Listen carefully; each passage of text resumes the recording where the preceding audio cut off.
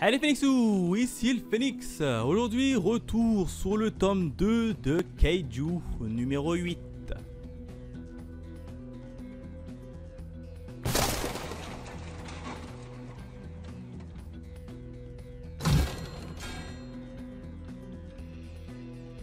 Comme d'habitude, retour sur la présentation de la jaquette et des différents bonus avec, cette fois-ci, on a Reno Ishikawa sur la jaquette qui tient un flingue, qui est assez stylé, hein.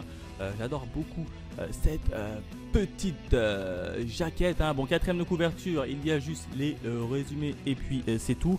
On tourne la page devant, et ben on a quoi? On a 3 pages en couleur. On a une page en couleur où on a Kikoru qui est protégé par Kafka en mode Kaiju numéro 8. Quand on retourne la page également, on a 2 autres pages en couleur. On a le duo Choc à gauche pour moi et à droite pour vous.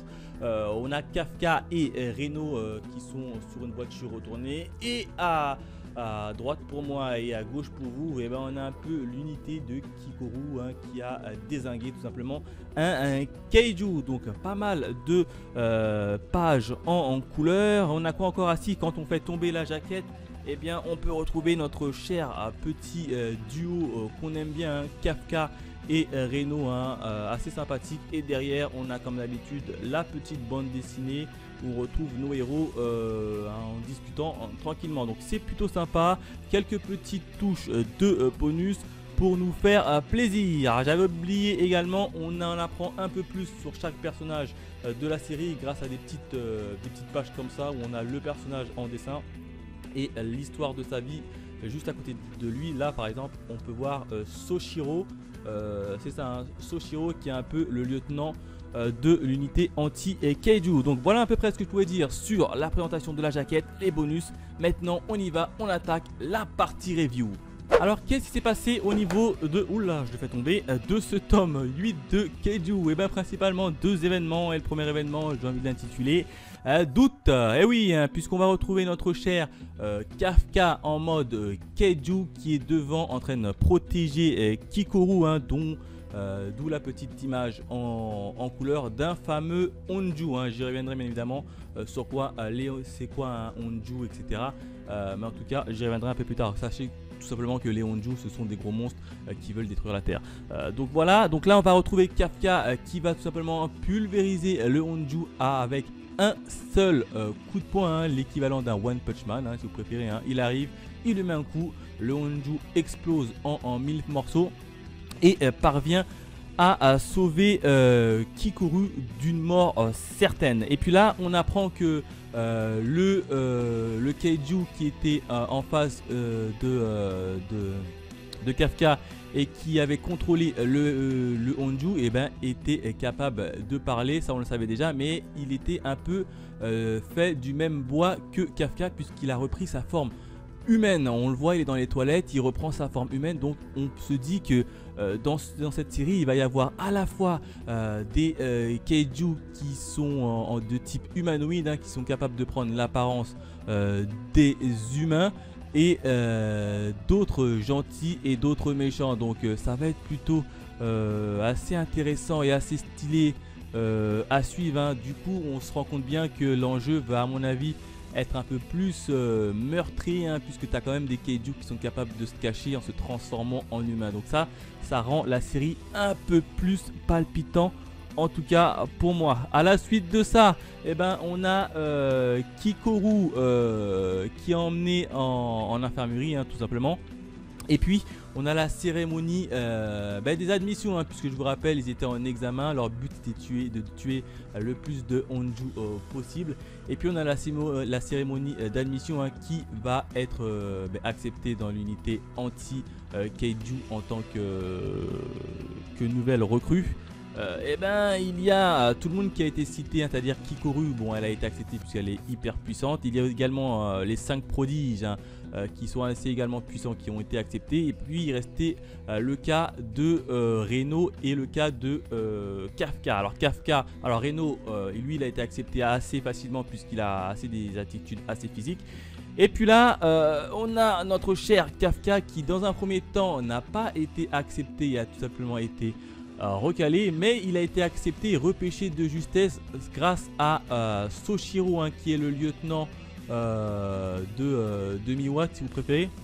Alors Koshiro, lui, il a accepté non pas par sa force physique, mais il l'a accepté pour deux choses. Une chose, c'est qu'il a accepté parce que c'est un gars qui est capable de mettre l'ambiance au niveau d'un groupe, et l'ambiance pour lui est très important quand on sait que tu as des hommes quand même qui vont systématiquement mourir à chaque mission, donc il faut une bonne ambiance. Il l'a pris pour ça. Et deuxième point, il l'a pris également parce qu'il voulait tout simplement lui le garder un œil sur lui, si vous préférez, hein, parce que c'est le seul qui a remarqué que dès que Kafka est intervenu pour sauver Kikoru, et ben, il y a eu une très force assez puissante qui a été enregistrée dans les ordinateurs, et il y avait deux personnes qui étaient sur place. C'était le Kaiju, enfin trois personnes, c'était le Kaiju, Kafka et bien évidemment Kikoku. Kikoku, elle était blessée, donc ça pouvait pas être elle, il resterait que deux individus, et lui, son regard, il se porte naturellement sur Kafka. Il se dit mais comment une personne aussi pourrie en termes physiques a pu déployer une grosse quantité de pouvoir, et lui, juste pour le garder sous contrôle, on va dire ça comme ça, et ben il l'a accepté en tant que nouvelle recrue. Donc c'est plutôt pas mal, ça fait les affaires de Kafka, hein. Quoi qu'il en soit, il intègre par la petite porte, certes, mais il intègre l'unité anti-Kaiju. Donc voilà ce que je pouvais dire sur ce petit événement. Le deuxième événement, j'ai envie de l'intituler première mission. Et oui, nos jeunes recrues vont être emmenés sur le terrain pour la toute première mission. Leur but, c'est tout simplement d'aller pulvériser tous les Honju et les Yoju qui ont été repérés venant sur la Terre pour aller simplement les liquider. Donc alors voilà, ça me permet ici de faire une petite transition, une petite aparté. On en apprend un peu plus sur le classement des différents Kaiju.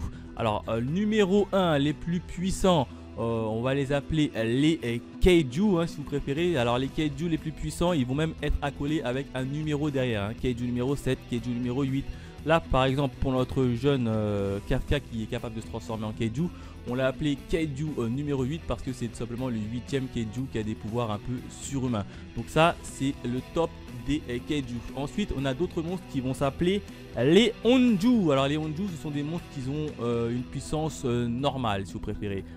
Pas trop puissante, pas trop faible, mais normale. Ça, ce sont les Honju. Et enfin, les plus petits, hein, ceux qui ont une puissance les plus faibles, on va les appeler les Yonju. Donc eux, ce sont des petits Kaiju qui sont assez dangereux, mais qui n'ont pas non plus une puissance écrasante. Donc voilà à peu près la hiérarchie des différents monstres et des différents Kaiju. Fin de petit aparté. Et ben on va retrouver notre jeune équipe qui vont se mettre en binôme. On va avoir Kafka qui va être en binôme avec Kikoru. On va avoir également Reno qui va être en binôme avec l'un des 5 prodiges, Itaru.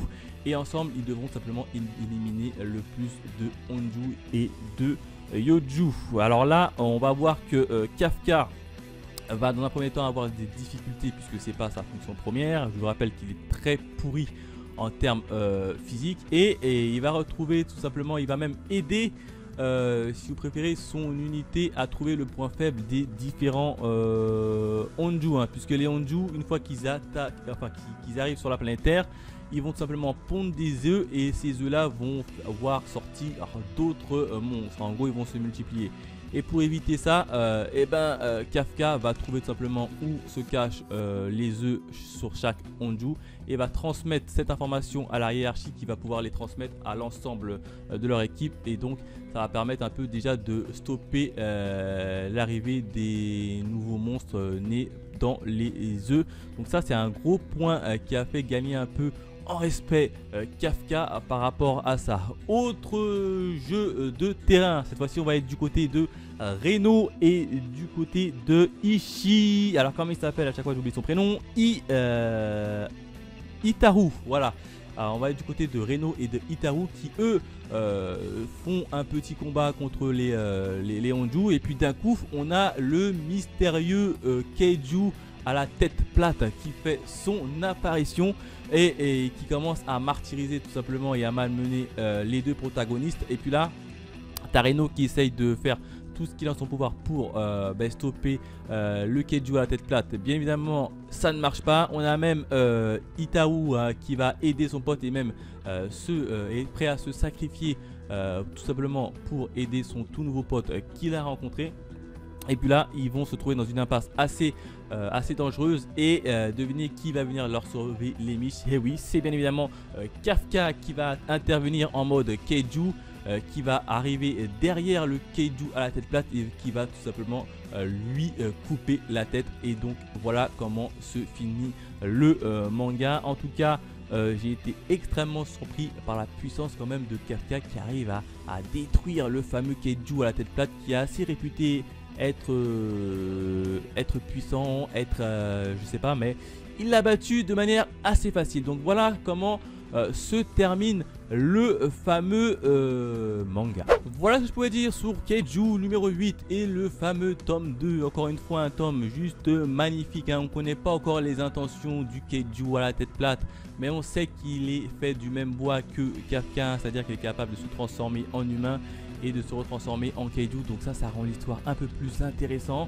On voit qu'il est badass, on voit qu'il cherche un truc, hein, qu'il a une certaine mission, mais on ne connaît toujours pas quoi. Quoi qu'il en soit, si je devais noter le tome 2, je lui aurais mis la note de 5 sur 5 tellement que j'ai kiffé encore une fois cette lecture. Voilà, n'hésitez pas à me dire dans les commentaires quels ont été pour vous votre avis sur le tome 2, sur Kaiju en lui-même.